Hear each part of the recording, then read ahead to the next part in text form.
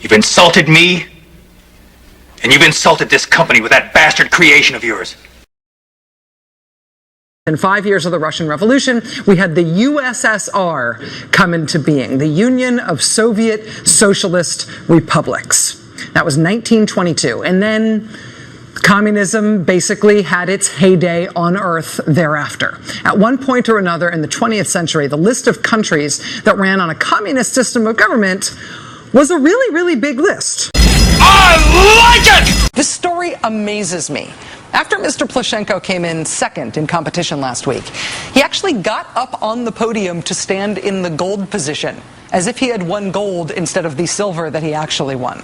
Russian Prime Minister Vladimir Putin, here shown at his humble, shirtless best, is not helping these matters. After Mr. Plushenko's second-place finish, Vladimir Putin sent Plushenko a telegram that said, quote, "I would like to sincerely congratulate you on the wonderful Olympic performance. Your silver is worth gold."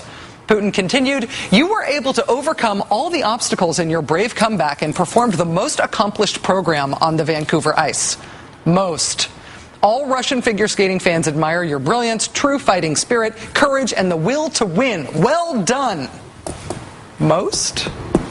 Don't forget, Russia is hosting the next Winter Olympics, so this is sort of a nice preview of Russia's respect for the games and, Olympic judging and stuff. Seriously. Which may be fine in Russia, but I'm offended.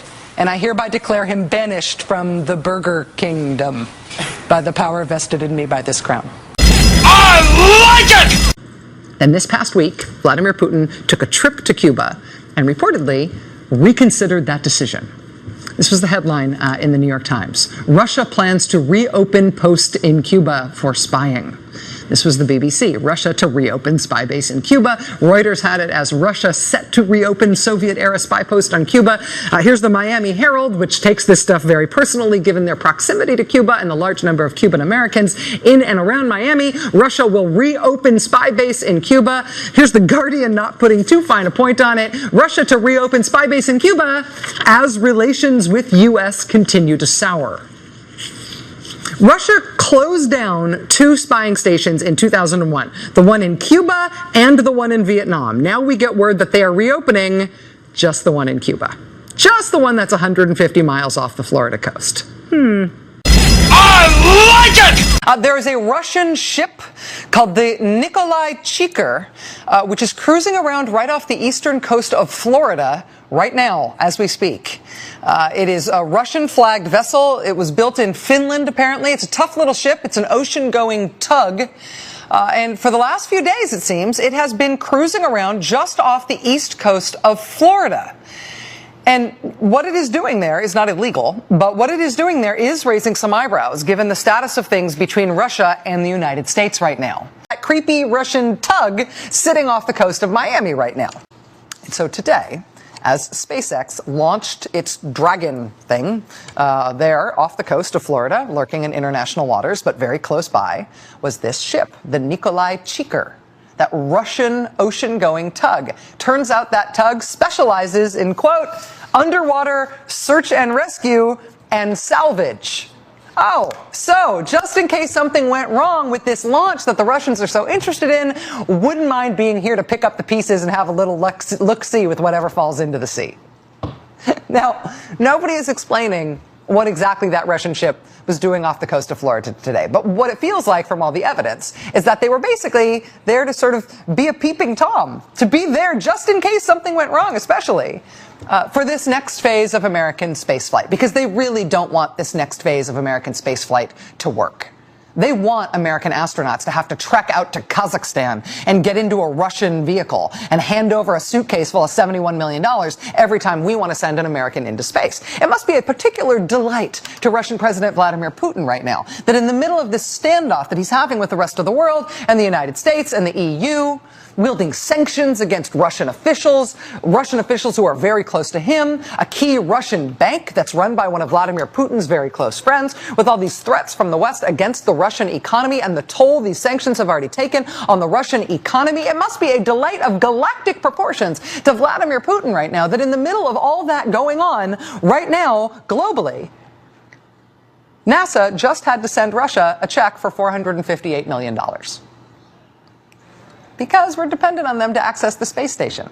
And we've got astronauts up there. The U.S. just renewed a contract to send 6 more U.S. astronauts to and from the space station on a Russian vehicle at the cost of nearly $500 million. And so while we are sanctioning Russia in all of these other ways, we have also just sent them $500 million. I like it! The Europeans did expand their list of Russians who they want to make subject to sanctions when they met today, but they also delayed for a couple more days any final list of options for what else they might do to Russia.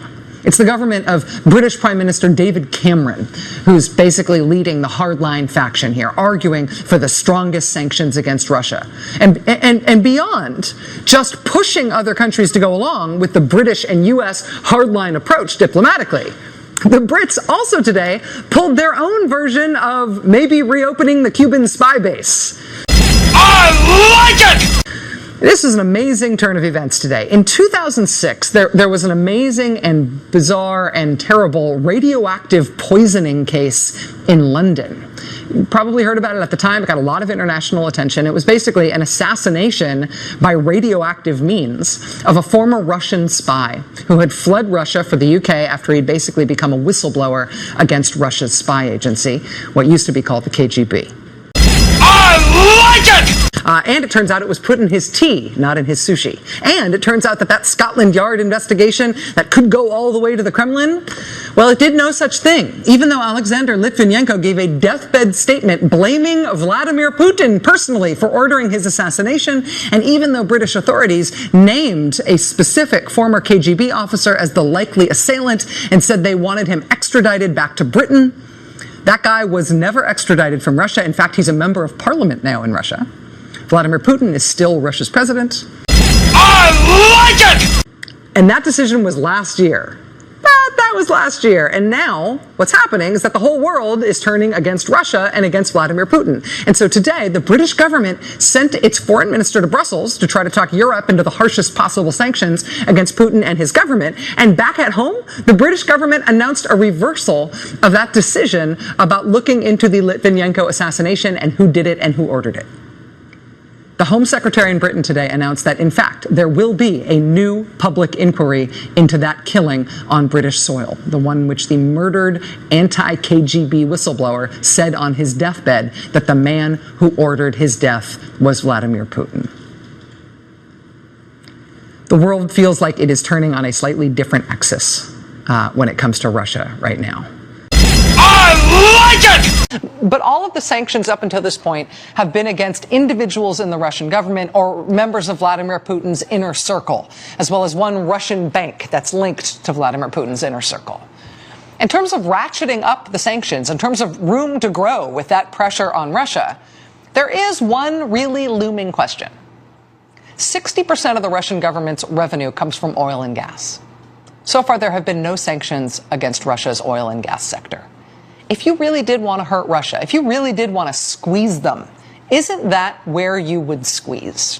I like it! Said today that the Boeing 777's cockpit inexplicably has been sawed in half while under the control of Russian-backed separatists. Quote, the cockpit apparently was cut in half with diesel-powered saws.